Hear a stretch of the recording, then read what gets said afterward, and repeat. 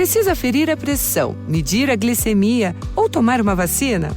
Na Drogasil tem exames, testes e calendário vacinal completo. E o que é melhor, tem sempre uma Drogasil aí perto de você. É fácil, prático e rápido. Dá para ir entre uma música e outra. Procure nossos farmacêuticos. Quanto mais você conhece o que a gente faz na Drogasil, mais você se cuida.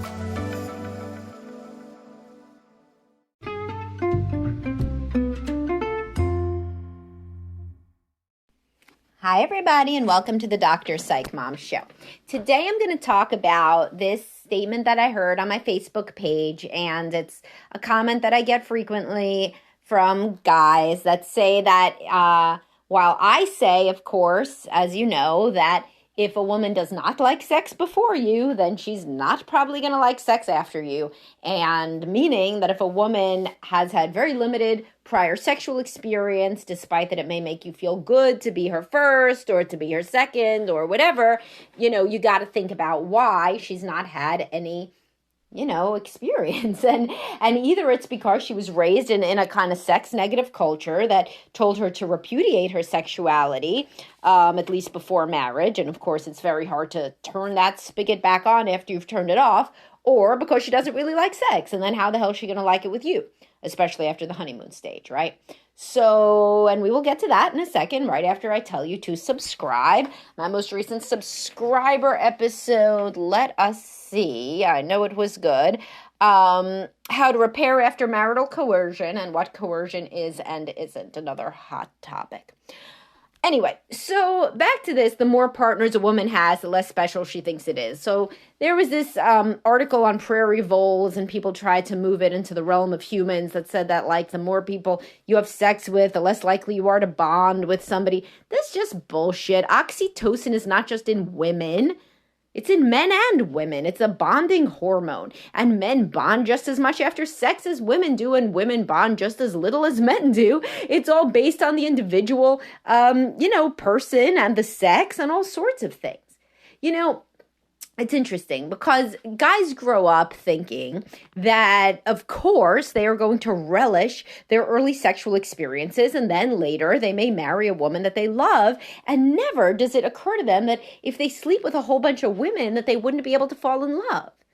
Well, guess what? Women are people too, obviously, and they're the same way. You could have sex with a whole bunch of guys in your, college and 20s and whatever, and then you find somebody that you love.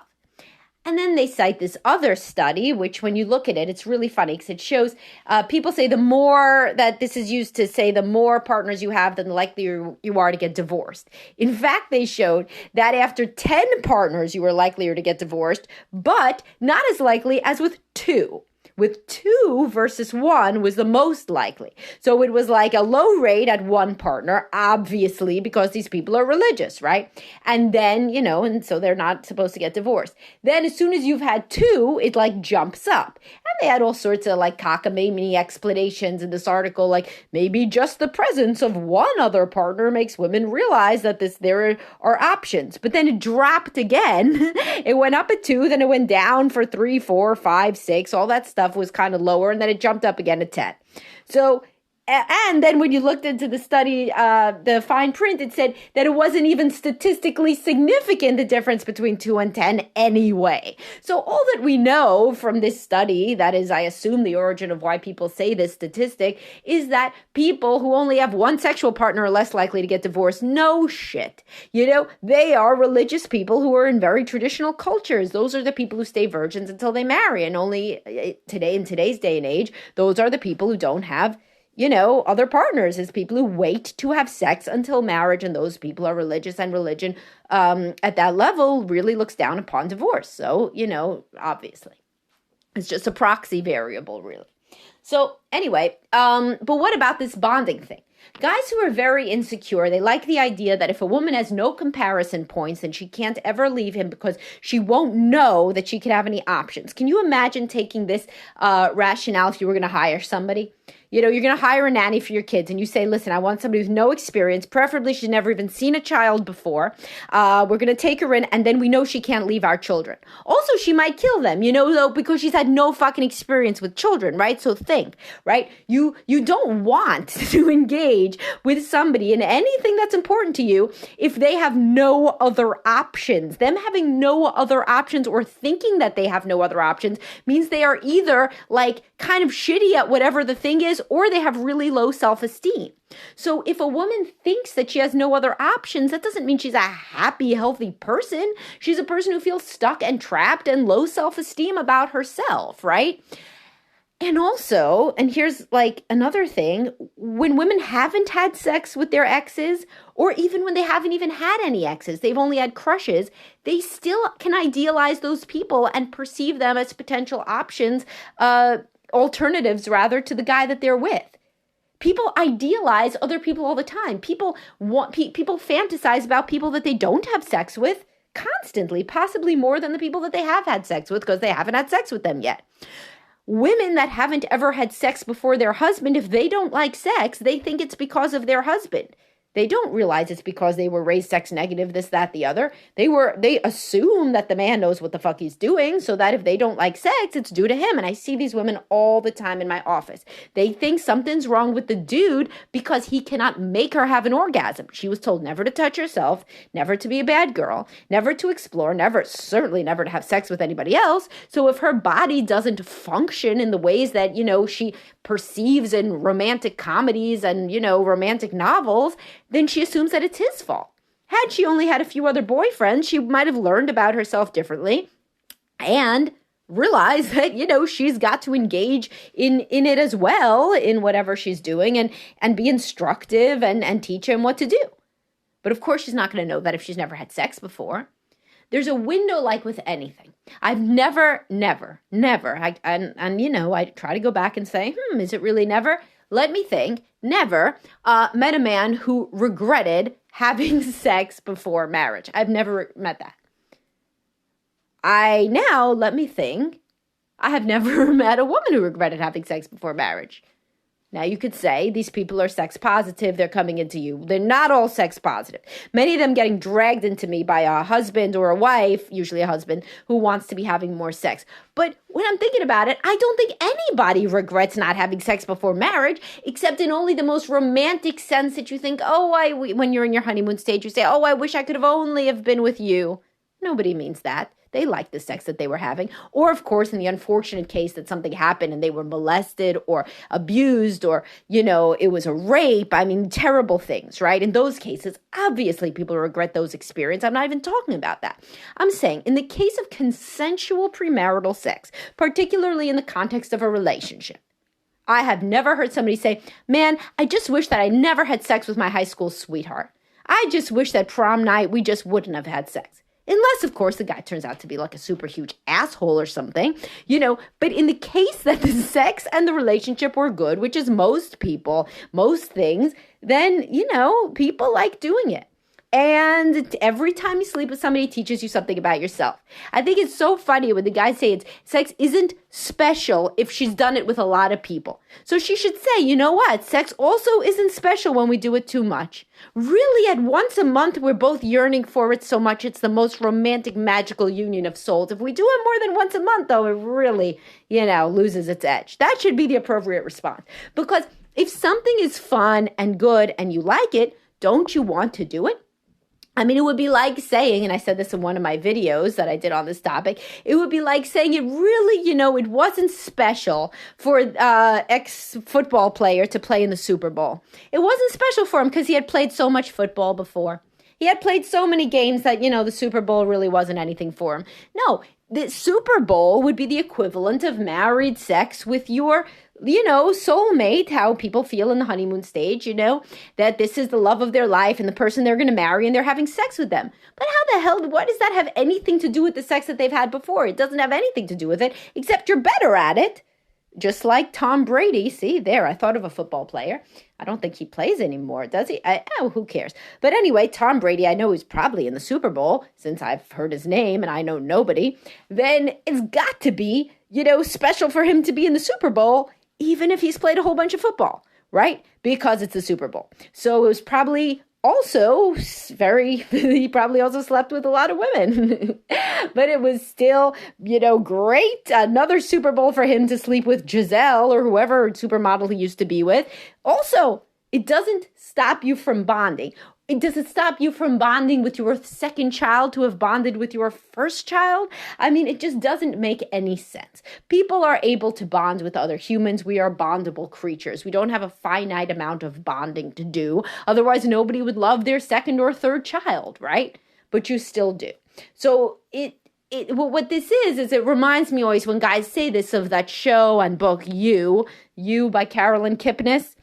And it's the Netflix show based on the book also, where the main character is this guy who experienced, a bad childhood, and he becomes obsessed with women, and basically he tries to, do what these guys really secretly wish for, which is to give these women no other options, to trap them and basically manipulate them, stalk them, become whatever it is that they want, the perfect man that they want, and basically kind of give them no other options but to be with him. And that isn't real, and it doesn't work out for people. The Collector by John Fowles, literally the guy traps the woman in his house and she becomes his prisoner. He's giving her no other options, right? They can only be together themselves in this romantic union in which he's so romantic that he doesn't even want sex with her. If you haven't read that book, it's a classic. But anyway, the point being, do not ever let yourself go down this crazy rabbit hole that your sex life is somehow worse because your partner had sex. There's a couple guys say, oh yeah, I was always comparing myself to her exes. That sounds like a you problem, because think about it the inverse. What if a woman was always comparing herself to the man's exes? I have never, ever heard a man turn around and say, you know what, it's the same for men and women. Instead, somehow women uniquely are supposed to be impacted and their bonding is supposed to be uniquely impaired. No, that's only because the guys are insecure about their ability to live up to whatever she was doing with her ex. But the guy would be insecure even if she was in love with somebody from afar, even if she looked at the Walmart cashier for a beat too long. There's no helping insecurity. And the most open-minded and sexually playful and experimenting and fun sex people who think that sex is fun tend to incorporate fantasies, They ask about dirty stories from the people's past and exes and what you did with who. These are people who are confident with their own experiences, with their bodies, with their sexuality, and all information is good information. Frequently, people are so shocked if they've been raised so differently. They're like, oh, I would never, ever talk about exes. Never, ever. I would get too upset. That's called experiential avoidance in the psychology literature. Fear of negative emotion. Fear of negative emotion is associated with a host of terrible mental health outcomes, including anxiety, depression, PTSD, etc. It's not good in any domain. If you're scared to hear your spouse say something because you might feel a negative emotion, that's probably something that you take into other aspects of your life as well, right? You're scared to watch something because it might trigger you. You're scared to read something because it might upset you. You're scared to go too deep in a conversation because you might feel off balance. You may be scared of therapy because you don't exactly know what the therapist is going to say, what they're going to uncover, what interpretation they're going to make. Maybe somebody will say something about your family that you weren't expecting. You don't want to think about that. Don't want to talk about it. When you don't want to think about things, when you don't want to feel things, that's associated with being raised in a negative, scared, anxious home, where people were scared of beliefs, scared of ideas. There's only one way to think, one way to feel. And that does not give you an open-minded, fun, open, loving, connected relationship. Fear is the death of intimacy. If you want intimacy, then you want to get outside your comfort zone. You want to explore new places mentally and physically with your partner. So if you're scared of thoughts, if you're scared of the thought that your partner might ever compare you to somebody else, that is something that you could go into therapy for. That's where all these young men should be that are scared that their, potential mates are going to have slept with somebody else, God forbid. Those guys are all going to be in my office in 10 years, or those of other therapists with women who hate sex, because that's who doesn't have sex predominantly. It's people who were taught to be sex negative and people who had bad experiences and people who don't like it. And they can't see the forest for the trees. And so they're making short-term decisions based on, I don't want to feel anxious. I don't ever want to feel compared. But believe me, she could compare you more in her head than she could with any real-world experience, you know? And also the fact that there would be an increased rate of divorce in and of itself is not a bad thing because that sometimes you should get divorced, right? I mean, there's plenty of people who are in religious marriages that they can't, or they feel that socially they cannot get divorced, but they're not happy at all. And they're even in abusive marriages and they just won't get out because they're not supposed to do something bad like get a divorce.